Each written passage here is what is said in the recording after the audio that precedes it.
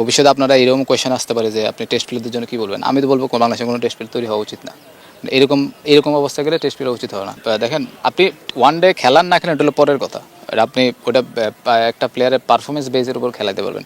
আপনি একজনের সাথে মিলাতে পারবেন না। আমার কাছে মনে হয় যে রিশাদরে আমি ২-৩ বছর আগে যখন খেলেছিলাম এইচপিতে তার চেয়ে এখন আমি অনেক অনেক ম্যাচিউর দেখছি। সাথে ওর বোলিংয়ের বৈচিত্র্য যেগুলো বলেন, তারপরে ভেরিয়েশন, মাইন্ড সেট আপ থেকে শুরু করে টেকটিক্যাল জিনিসগুলো অনেক পরিবর্তন আসছে। এটা বোঝাই গেছে যে আপনার বিগ ব্যাশ খেলেছে, ওইখানে খেলে হয়তো কিছুটা মাইন্ড সেট আপ থেকে শুরু করে যেটা বলেন টেকটিক্যাল জিনিসগুলো অনেক ইমপ্রুভ করেছে, আগে হচ্ছে অনেক বেটার। এটা তো আমি আগেও বলেছি যে দেখেন আপনি ওয়ান ডে খেলান না খেলেন এটা হলো পরের কথা। আপনি ওটা একটা প্লেয়ারের পারফরমেন্স বেসের উপর খেলাতে পারবেন। তার মানে এই না যে ও প্লেয়ার আপনি ওকে এরকম টুর্নামেন্টে অথবা ডোমেস্টিক যেসব টুর্নামেন্ট হবে অ্যাটলিস্ট ওইখানে সুযোগ দেওয়া উচিত। কারণ ওকে যদি আপনি সারাদিন লাল বলের জন্য তৈরি করেন, লাল বলের জন্য একটা ব্যাড এক্সাম্পল হবে। ব্যাড এক্সাম্পল কি তখন ওকে দেখে আরেকটা আপনার ছোটোবেলায় যে আপনারা সবাই বলেন যে সবার একটা স্বপ্ন থাকে টেস্ট খেলার, ওই টেস্ট খেলার স্বপ্ন কারো থাকবে না তখন। কারণ ও তো দেখছে ওর সামনে একটা সাদমান নামে একটা প্লেয়ার অথবা মোমিনুল নামে একটা প্লেয়ার আছে যারা শুধু সাদা বল খেলতে পারে, লাল বল খেলে তাও 5 মাস পরে।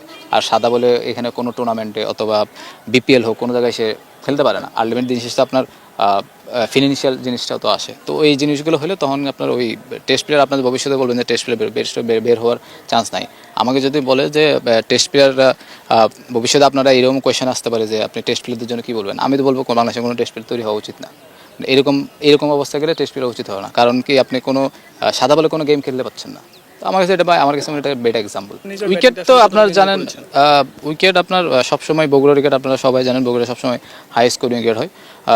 ব্যাটসম্যানদের ফরে অনেক থাকে। তা আমার কাছে মনে হয় যে আমি যে 83 রান করলাম এটা এনাফ ছিল না।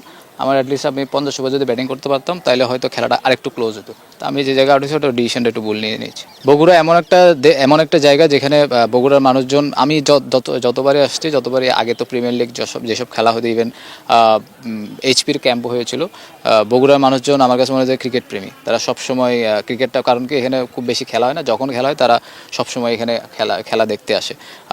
এটা আমার কাছে মনে হয় যে ক্রিকেট যারা খেলা দেখে আমাদের প্লেয়ারদের জন্য খুবই ভালো, কারণ দর্শক থাকলে খেলাটা ভালো হয়।